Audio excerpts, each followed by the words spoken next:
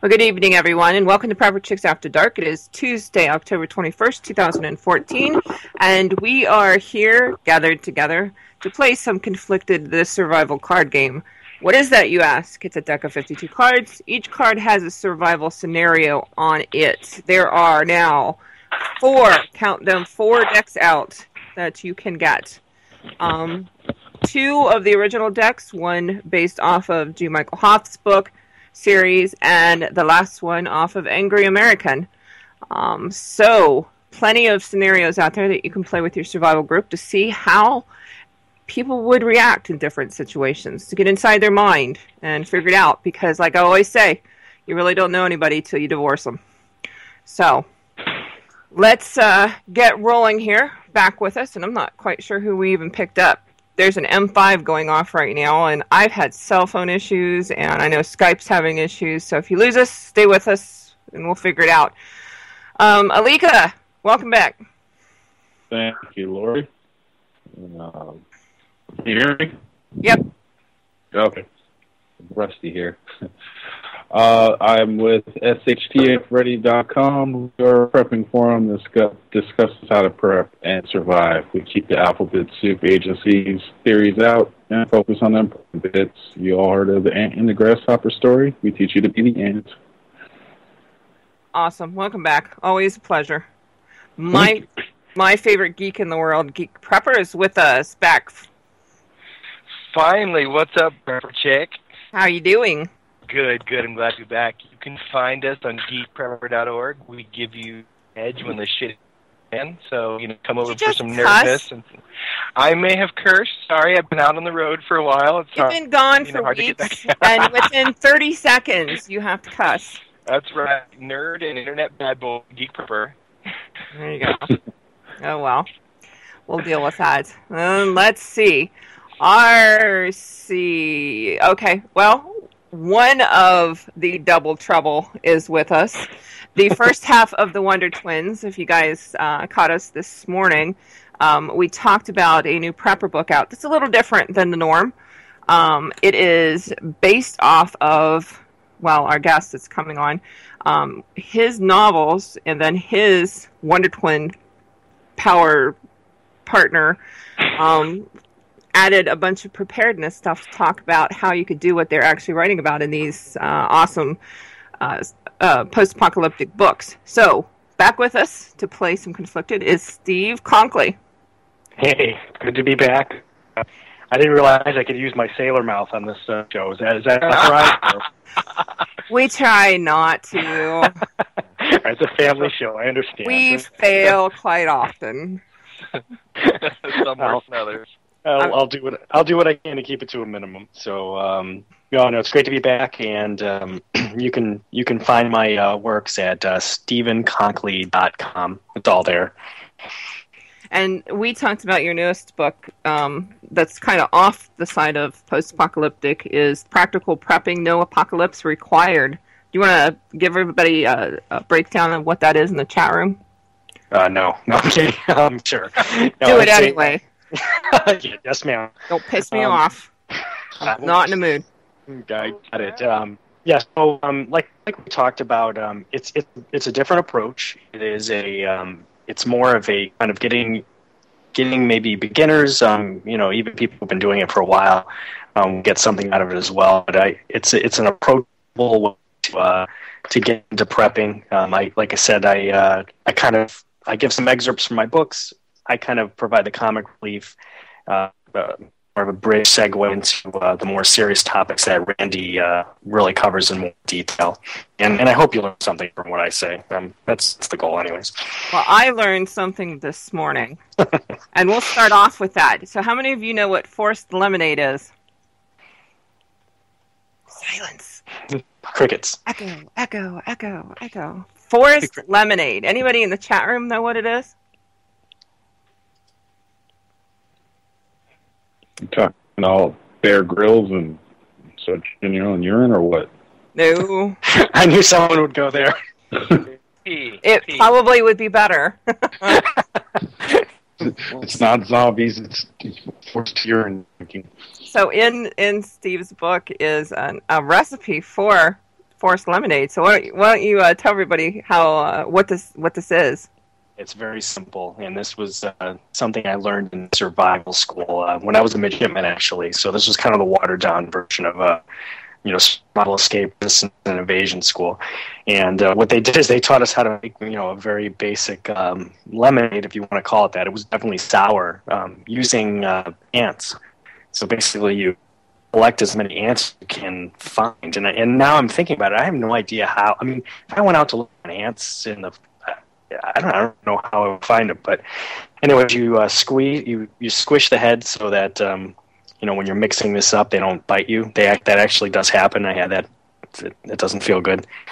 And you mix up maybe like 10, 20, however you can find, and pour some water in, and it's a sour drink with some protein benefits. That is just nasty. Yeah, it's pretty bad.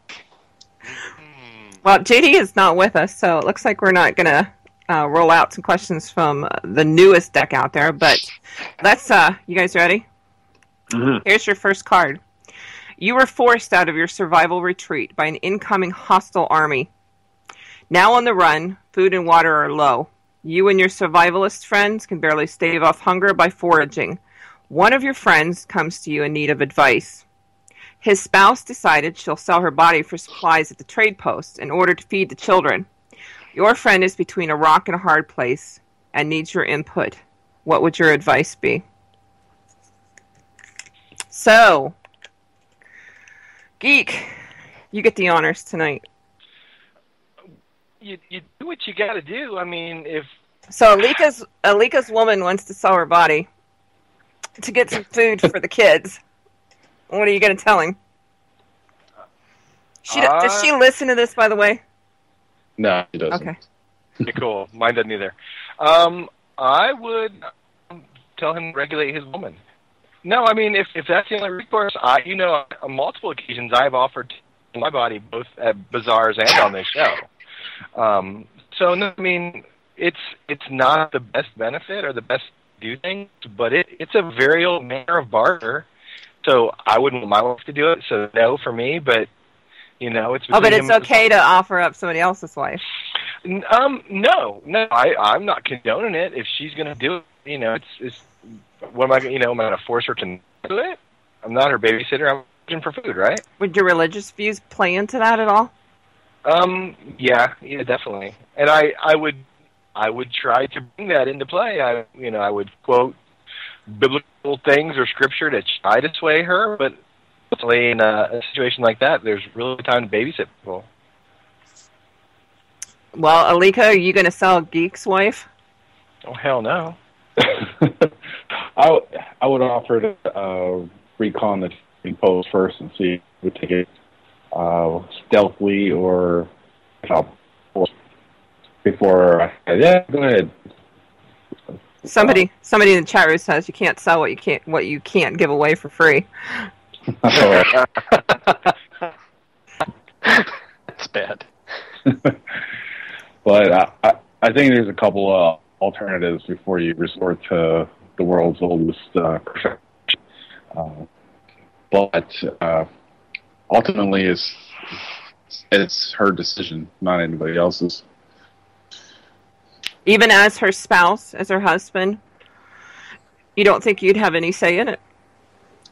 Well, I mean, married guys can attest how many times the wife actually listens to the man. Oh, man, brother. Oh, don't even start. More often than you think. Actually, more often than you probably listen. What? Huh? What? Steve, what would you do? So I agree with some of the sentiments here. I mean, it's my advice would be that it's a bad idea on a number of levels. It's I mean, I don't know if that's just an idea she came up with or it's something that's already been established that this is a possibility. But I agree with reconning, checking out this station, this camp is about. But I think it's an idea because it puts you in, obviously in a compromising position, but in more ways than one, because now you have someone in your group who is, for the word exposed, extremely compromised, and I think that could lead to further problems. Well, let me give you a curveball. Would you rather, or would you, or could you? This sounds like Dr. Seuss. Not on a train. Would you or could you kill someone before you would allow your wife to have to subject herself to that? That's If you could get the supplies by just taking someone out versus allowing your wife to have to, prostitute herself out, which would you choose? If it had to happen one way or the other, I don't. Let's like recontemplate. I'd like to think that they're really bad people, and that we'd be better off taking it. But I don't think I could justify killing people. Again, I'm certainly not going to force my wife to do that, and I would hope no one would force me to do that either. That's a tough question. Pass. Okay. Geek, what would you do if you had a choice between the two? I don't think. I would just not do it. I mean, I would rather do without than bring that bad upon myself by killing someone. And unless they come, if they're a total bastard, a bad person, by all means, let's face that sucker and take his stuff. But if it's like a family of old people, and I'm like, I'm gonna take their stuff because they're old. That's wrong. I mean, so neither one's good. But I wouldn't let my wife get in that situation. I would just do without. Okay. We're going to pause for a second and pick up JD real fast. Okay, so re-answer. You guys ready? Here we go.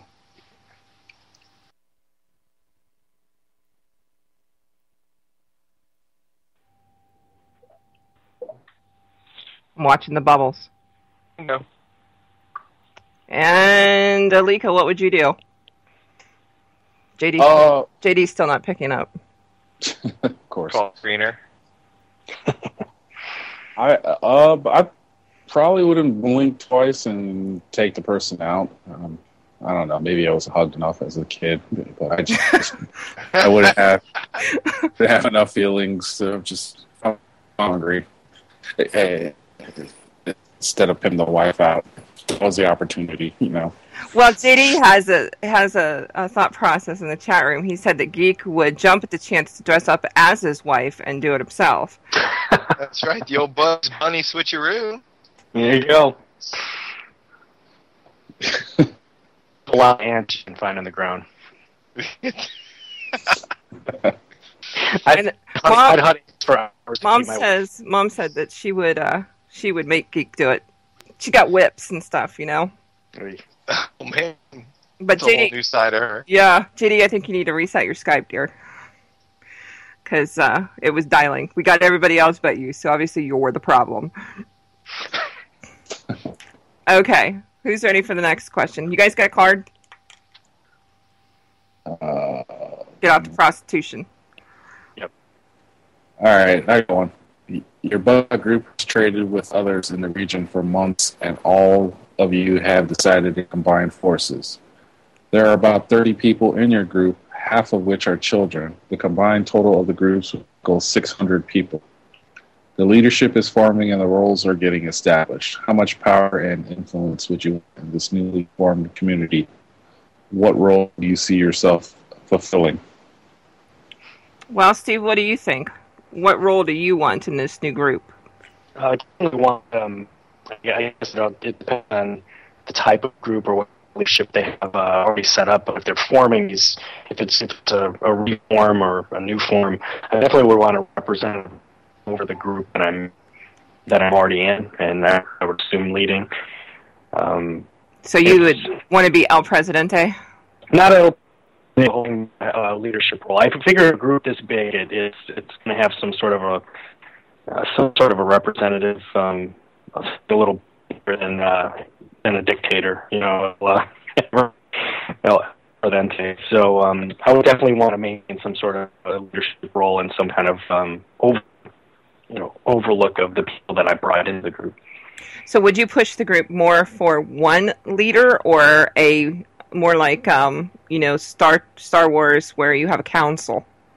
Yeah, I would like to be on the council of Alderaan, please. No, I agree. I think a council. I don't know if that's a big enough group to have anything too complex. You start running into problems with that, but I don't think like a one-person, leadership group would be a good idea with that big of a group. Not like the Governator, huh? Nah. Alika just wants to be in the cantina, he says. But seriously, what would you want to do? With the group of 30, I mean, assuming that I'm the smallest group, I would just, make sure we have a voice. But I would really that low amount of people, you really don't have a big influence on a bigger group like that. I would just be a will until I see stuff going in disarray and play it by ear from there. Okay. Geek, you're going to be drunk with Alika? Yeah, I should never be in charge of anything. If you ask my wife, I mean, I'm good in a small group, and I can lead for a short period of time, but ultimately I make terrible decisions, and we're probably all going to die. I don't want to be in charge. I just want to make sure me and mine are good, and so I'm all for like a small council, and everybody their input, but I don't want to be king or anything. I just want to live. We'll let you gather the water. And be the comedic relief. Right, comedic relief is perfect for me. I need to go buy one of those jester hats for you. I'll put that. I'm going to add that to my bug out bag. Well, you should have one already. No, I don't. There's nobody funny in my house. Oh man, I'm the king of comedy in mine. Ask my wife. She loves it. That's funny, actually. Okay, next question. Is the world too far gone that nothing but a complete collapse will bring forth real change? Why, and what would that change be? Are we too far gone? Steve, what do you think? I don't. I definitely think this. I don't think we're too far gone at all. I mean, there's some problems, but I don't. I don't know if I say no, then does that mean I still have to explain? Yeah, it does. That's how your question sounded. That's why I chose no. No, I'm kidding. No, I really just don't. I mean, I just not one. I'm not a complete, let's say, doomsday prepper. We hate that word. I know, and I'm not. And I just don't. I don't. I don't think the government. I mean, there are certain liberties that are eroding, or can be eroded. It kind of. I think the pendulum has definitely swung pretty far in one direction, maybe the furthest it's gone in a while. I definitely. I mean, you look around here. I mean, you'll see problems, but we still live in a pretty good place, and it's not. I don't think it's anywhere even close to coming to a halt anytime soon. Would you like to clean Washington out a bit, though? Maybe downsize. Yes. Yeah, yeah. I mean, the Clean Elections Act is just it's almost pointless. Yeah, I would definitely like to change some things in Washington. I don't think it's an accurate representative government. There's just so much graft, corruption, and problems that it's just penetrated every industry we have. So maybe it's not like it is too far gone. But yeah, no, I agree. Cleaning out DC would be a good start. Okay, Alika, what do you think? I don't think we're too far gone. I'd definitely like to see DC go back to what it used to be, a swamp. But some reform and people waking up. Sadly, or hopefully, the events that are happening now, like the Ebola and the Ferguson thing and all that, people are realizing that civil unrest is very near, and the government can't help you. That they're waking up and they're becoming the sheepdogs and not the sheep. And hopefully, we can go back to a state of self-reliance versus being dependent on. Yeah. Yeah. Well, they're waking up in every country but this one. It seems like there's protests going off all over the place. Geek, what do you think? Do we need a do-over? I honestly think we are too far. I think that the government and the banks and the money have got us, and I've never seen a liberty come back that's been taken. So it's not like the Patriot Act is never going away. I mean, it's going to always be the Stasi watching us, looking at our emails. It's too far. We're not going to give up the power. It's going to take a huge natural or a disaster and a huge reset. And it's unfortunate because this was a great, great country. Yeah, I think they got a taste of the blood, and they're not going to give that back. But, yeah. I mean, we can always go buy an island and start our own country. I've thought about that. Until it find oil. I just need $16 million. Just a small chunk of change. That's it. That's not a lot. No. Not in this day and age. I can print that in my basement real easy. Oh, here they come. If they're listening, they're definitely listening now. Yeah, I have to go. Sorry. All right, let's go on to the next question. So we're kind of split there on getting a do-over or keeping what we have and fixing it. Yeah, come out to DC, change your mind. Yeah. Let's see here. You and your group have been surviving well after the collapse, but other people weren't so lucky. From time to time, someone finds your group and begs for food. Today, however, a man is asking for a test to prove himself worthy to be part of your group. What would you ask him to do?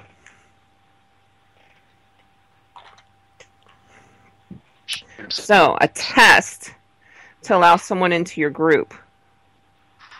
Alika, what do you think?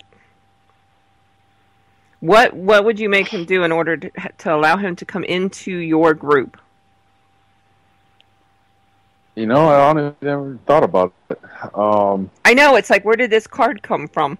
It's like, I swore we had gone through all of them. Wow, that's a head scratcher.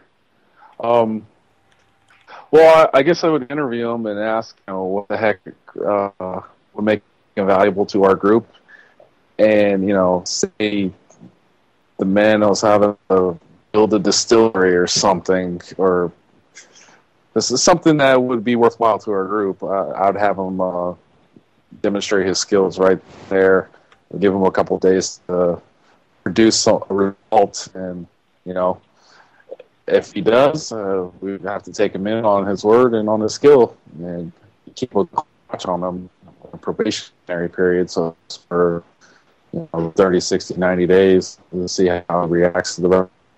Would you keep him quarantined someplace?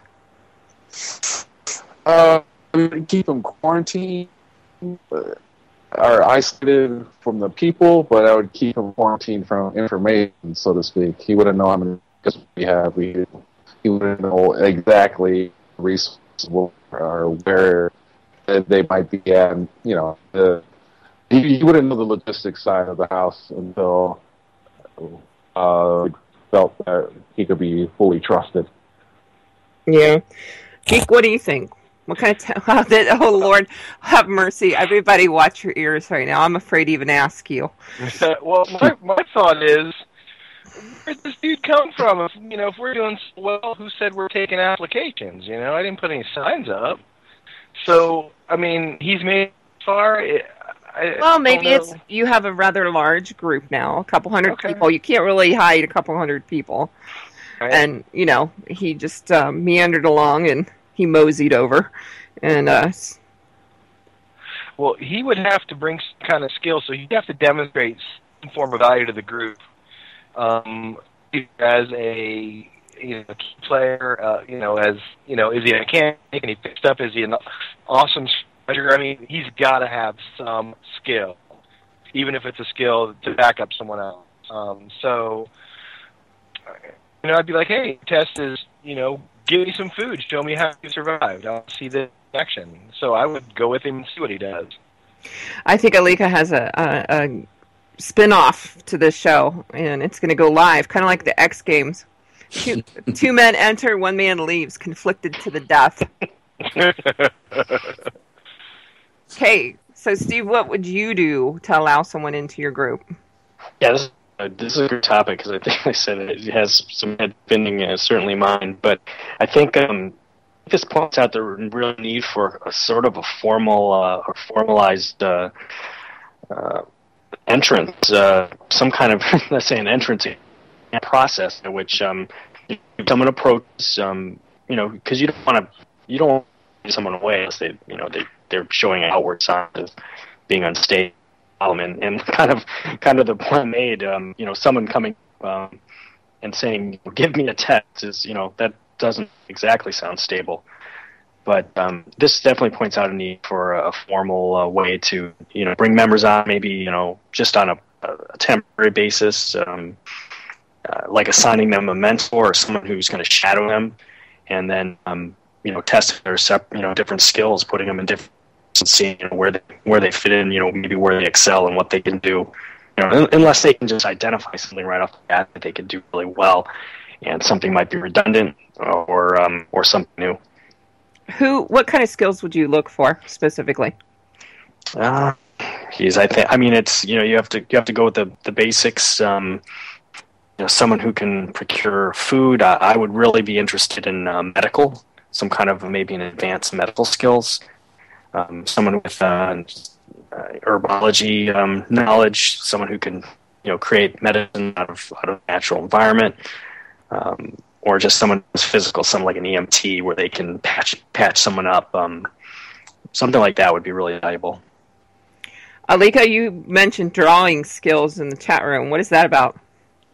It was a Napoleon Dynamite reference. Lovely. So, what kind of skills would you want, Alika, in your group? Same thing, medical, definitely agricultural. What else? I mean, as a society, we've stepped so far away from having skills like our grandparents did. I mean, there's not very many people out there that actually have a skill set. Yeah, you're right. I mean,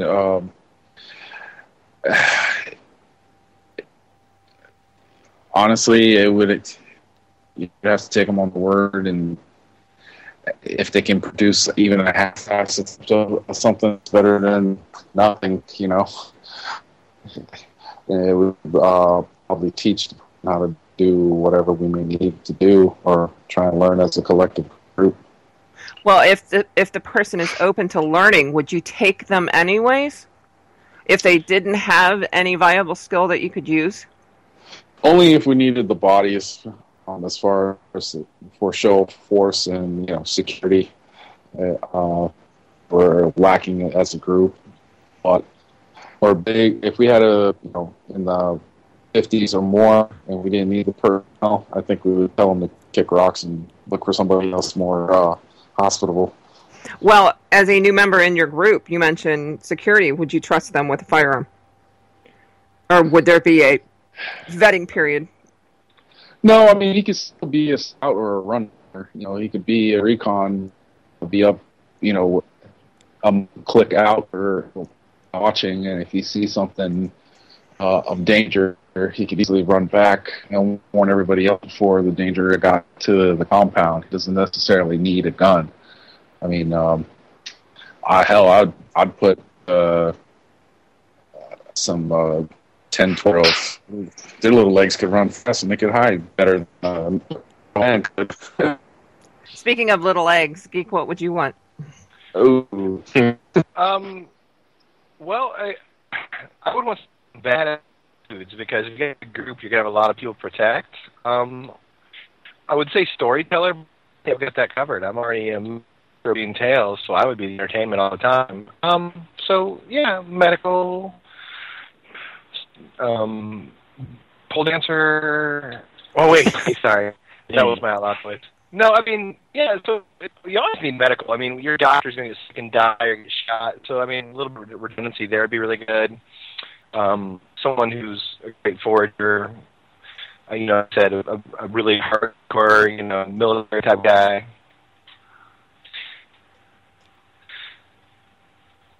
Because photographer and artist. Well, somebody has to document everything. I'm reading through the chat room. Hunt said that she would have the person play conflicted with them as they're testing it into her group.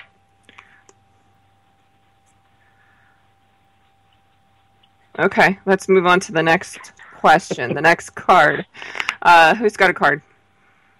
I got one for you. All right. Your son or daughter died because someone who had a lot of food didn't want to share. They refused every attempt to barter with you, and you feel they did it out of selfish greed more than anything. Would you plot revenge against them, or do they have a right to do as they please with their resources? Well, I think reality is, they are permitted to do whatever they want with their resources, because you would expect the same thing if you had resources. But, your child dies because they wouldn't give up some of their food. I'm not sure if you could stop me. But Steve, what do you think? Well, I mean, I agree. I mean, it's a complex question, but I mean, I really addressed this in my first book. Throughout the entire story. It's about a family that's prepared and other people haven't. So I mean, it is kind of the classic catch situation. So I mean, I think naturally you would be plotting revenge. I don't think I would actively pursue that, as in I'm gonna kill one of your kids or anything like that. I don't think I would be capable of doing that. But I would certainly keep that would go down in the record book as a very black mark. And any circumstance that came up, I can't imagine, just through human nature, that I wouldn't be holding that against them. And how that would turn out. Yeah, I'm not sure. It looks like Randy's in the chat room now. Are we ready for Wonder Twins to activate? Oh, that's going to be dangerous. You guys ready? Yep. All right, let's do this.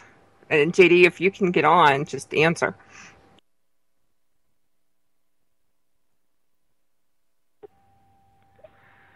All right, watching the bobbing heads. Oh, it looks like we do have Randy. Are you on? Yes. Welcome. Hello, everyone. He's got to be running on fumes. Well, let's give him the question. Did you hear the question that was just asked? I've heard the back and forth. I missed the question. Alika, do you want to give him the lowdown? Yeah, I got it. Your son or daughter died because someone who had a lot of food didn't want to share. They refused every attempt to barter with you, and you feel they did it out of selfish greed more than anything. Would you plot revenge against them, or do they have the right to do as they please with their resources? Are we in a group, or is this just somewhere in the neighborhood? Let's say neighborhood. No, I don't believe I would seek out any sort of vengeance, because clearly if my son or daughter died because they were starving, I would have to assume the responsibility for that.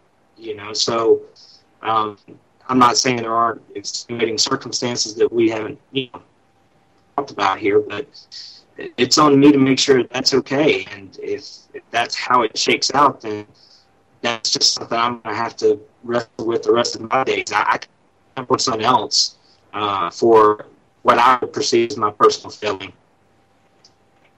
Well, that's a good spin to it. Yeah. Alika, what do you think? Well, I mean, if I let my son or daughter die because I didn't have enough food, I mean, that's on me because I'm a sucky prepper. But I don't think I would personally go after that particular guy. But if, let's say, his house is coming under fire, I wouldn't necessarily go right out there right away to go save him. or if he fell into a icy fishing hole, I don't think I would. I'd probably let him float back down to the bottom of the river, but I wouldn't necessarily go out and snuff him out because I'm angry at him. Because I feel that, if you have enough, if you did your part and prepared enough, you have the right to do whatever the hell you want with it, whatever you have. Yeah. Geek, you have kids. What do you think? Oh, what goes around comes around. I wouldn't hunt them, but I tell you what, when that worm turns, they better show up asking for help. I mean, I wouldn't let their kid die, but I sure wouldn't go out of my way to help them people. I'm reading through the chat room. But, yeah, I mean, that would be a hard thing because, blind rage can make you do all kinds of things that you wouldn't normally do. Yeah. And you're hungry on top of that. You haven't been sleeping, right? Along with all the stress going on. Do you think you're going to be able to keep your emotions in check as much as you do now? It's easy to say yes or no, but you never know until you get into that situation. I'm thinking the answer is no myself, because you add all of that on top of you're bound to change. It's just a given. Emotions in check. Are we supposed to do that now? Yes. Some of them, anyways. Try driving in New York City. Okay, here's one for you. A local law enforcement officer wants to join your group after the collapse. He is infamous in your community for serving his own kind of justice, and he is very unlikable and untrustworthy. He threatens to label your group a terrorist cell and expose you and your group if he is denied admission. Would you allow him to join your group, knowing he will try to take it over, or would you take a chance with his threat, and how would you handle his demand? Geek, you hate the bad cop one. I do hate the bad cop. I would tell him to pound sand. I mean, go ahead, label us. It's already a collapsed society. Your shit's all over the place. I mean, whatever. What are you going to do? I mean, so, no, he can go away. And if he comes hard, let him come. Now, wait a minute. Yeah, because it does say after the collapse. It's like, I didn't remember that in there, but yeah, it does say that. Well, would it matter if it was before the collapse? What about now? Not really. I'm pretty freely spoken, so I'm not sure where I sit on those lists already. I mean, it's whatever. I mean, they'll come out and be like, nah, it's just, we don't get along. I banged his wife or some shit, and they go away. You can tell them anything. Could he do more damage to your group now or after the collapse? I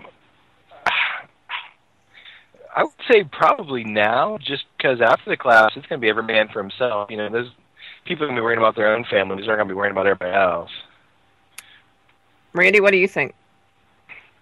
The basic question is, do I let him in the group, and how we deal with it? So, no, he's not getting in the group. And, I mean, the prism I have to look at this through is through our current relationships, right, the current groups we have. I know that my group wouldn't do it, so we would just have to accept the consequences. And if that meant that we're going to have a squaring off later, then I would just have to say, well, that's what it's going to be, because we could not accept a personality like that in the group. Well, it's after the collapse. If you had the opportunity, would you take him out? No. Steve, what do you think? Well, first thing I wrote down on this little scratch pad here was stab him in the neck and get rid, because one thing I hate anything corruption and people taking their official title, their official whatever they're in, and using that for power, kind of a power way. It absolutely boils. I'm feeling pressure right now just hearing that. If it was before the collapse, well, you obviously can't do that. Really good. But he's definitely not joining the group under any circumstance. And like I said, depending on my perceived consequences, I'm thinking that next situation, this is going to be this guy's not going to show up wherever he came from. Yeah, there was in one of the other decks, and based off of a book. And I'm not a police. I'm not a. That's not me at all. But I don't want to get labeled that way. I'm prior labeled there. So. Okay, nice disclaimer. Yeah. But there's another question in one of the other decks off of not one of your books, and the question was, about letting someone walk away, knowing that they could come back or they will come back to harm you. Would you take the opportunity to go ahead and just take them out when you had the chance? Is that for me? Yeah. Well, I posed that very difficult question in Jakarta Pandemic, and show what happens, I think, when someone doesn't take that opportunity, when it's fairly obvious that this is just going to be a real problem, very potentially lethal. So, it's I'm a very practical person. So I think if I perceived it to be a major, possible major threat later, I don't know. I mean, I think I'd lean toward taking that person out. Okay. Anyone that threatens, I mean, a threat to me is as good as pointing a gun at me. So. Alika, what do you think?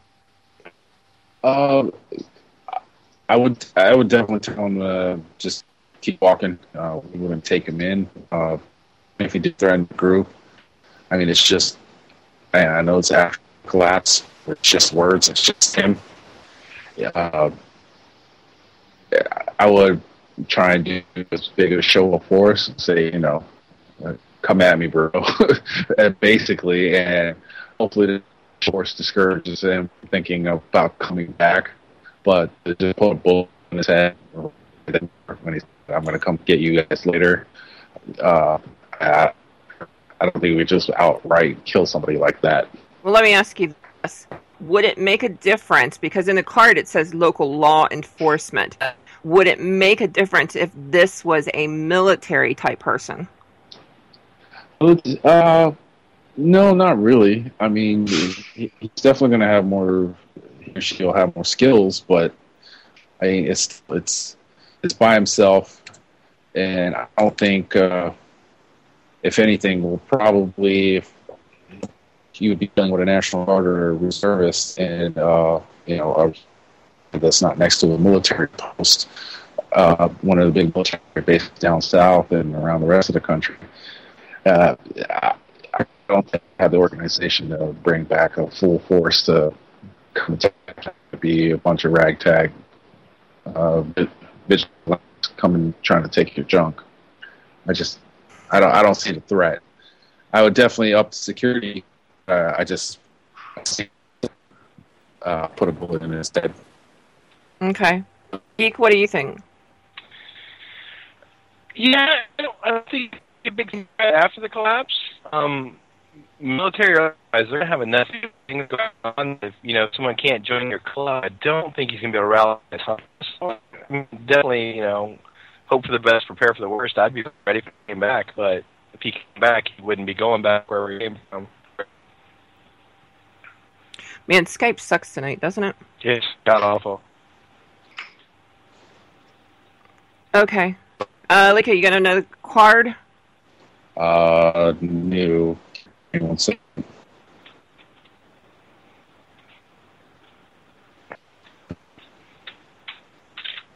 Maybe several seconds. I'm using the card off the app. It's not cooperating. Oh, there's a fail, JD, if you're still in the chat room. Let's see. All right, here we go. Put the following resources in order of importance to you. Food, water, shelter, weapons. If you can only pick 3 to bug out with, what would they be and why?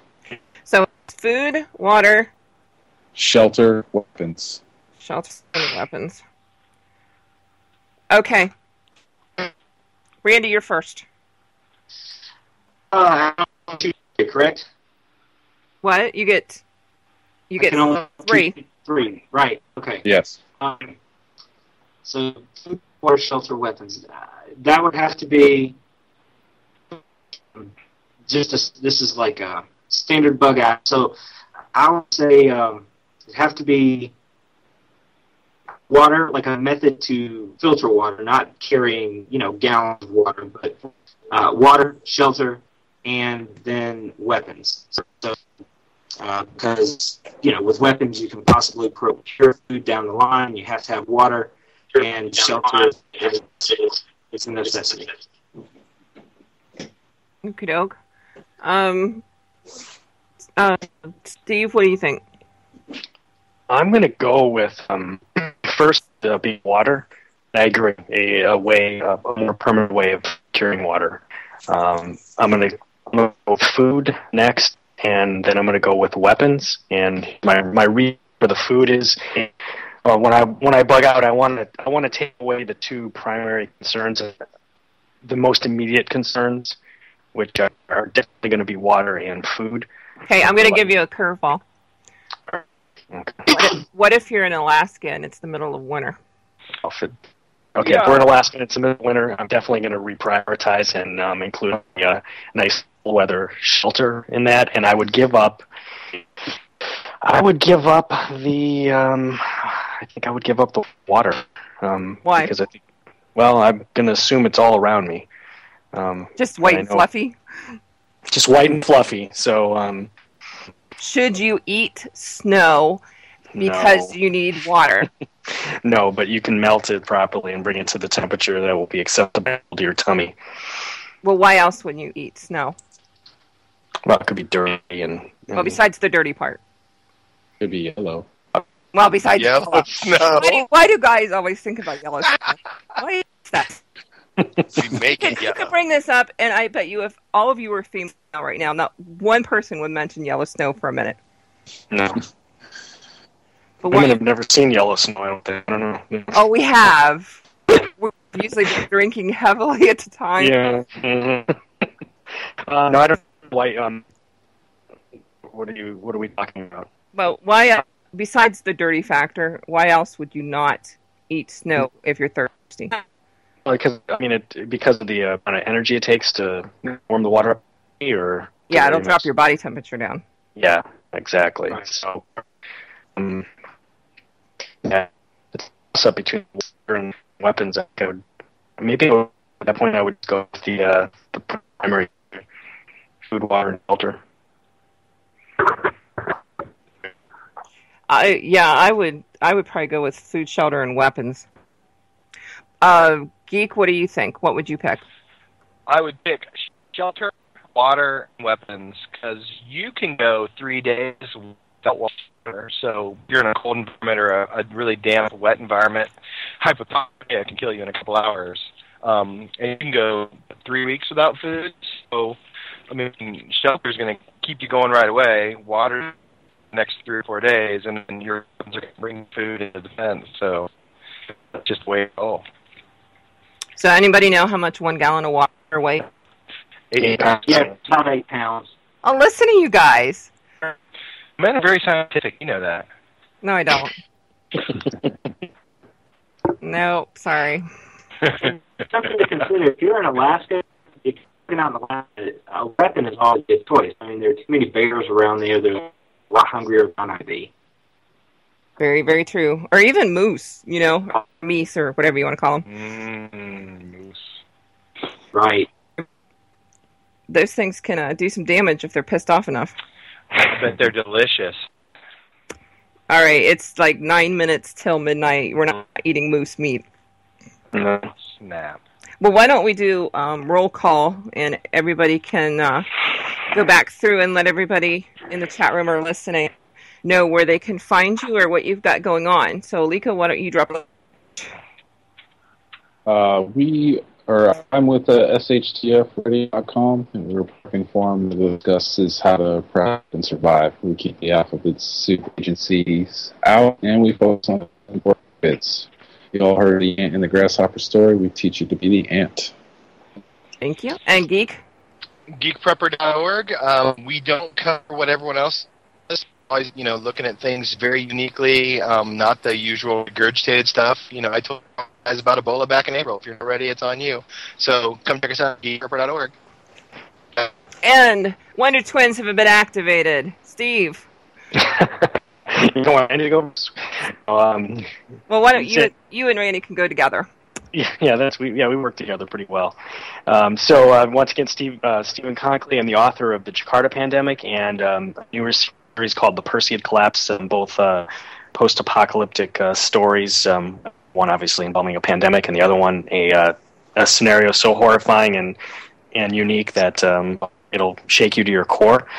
You can find those books at stephenconkley.com or go to Amazon and put my name in there, and you'll find it. And I'll let Randy do the practical prepping. I was going to say, just so you guys all understand how these two are connected and why I keep making fun of them, they took Stephen's books and broke them down into, when you read a post-apocalyptic book, they're talking about the characters doing specific things. So they took those segments out of his book, and then Randy stepped in and wrote the preparedness or survival information that goes along with it and kind of draws it out and expands it. So, Randy? You can find me at Practical, the number 4, YOU.com. There's a blog there, a lot of other very interesting stuff, both on the basics of preparedness as well as larger scope sort of topics. And I'm always on the interwebs. You can see me at PracTac4U on Twitter. We have a Facebook page. Send me an email. I love to chat, so just reach out and touch somebody. And if you're looking for the latest book, just go to Amazon, look for Practical Prepping. You can either search Stephen's name or my name, and it should pop right up for you. I was going to go grab that link real fast and drop it in the chat room, but don't tell these guys to reach out and touch somebody. That's very dangerous. Come here, sailor. What's that?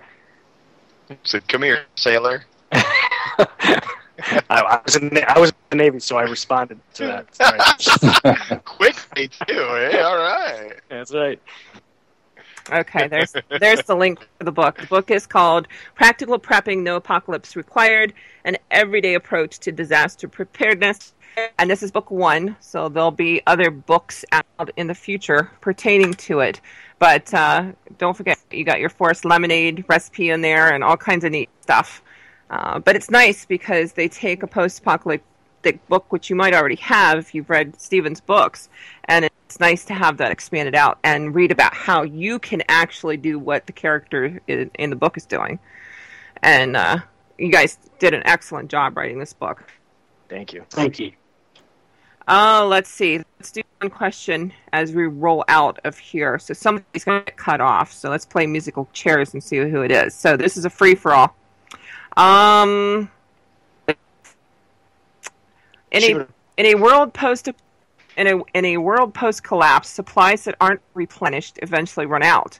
When things calm down to the point where a local economy can start flourishing, what type of business or venture would you like to pursue in order to help rebuild society and take care of your needs? Well, being a journalist, I'm just going to jump in and say we need to put together a local sort of newspaper, however we had to do that. Even if we had to write it by hand, post flyers, that's a good way to get things started.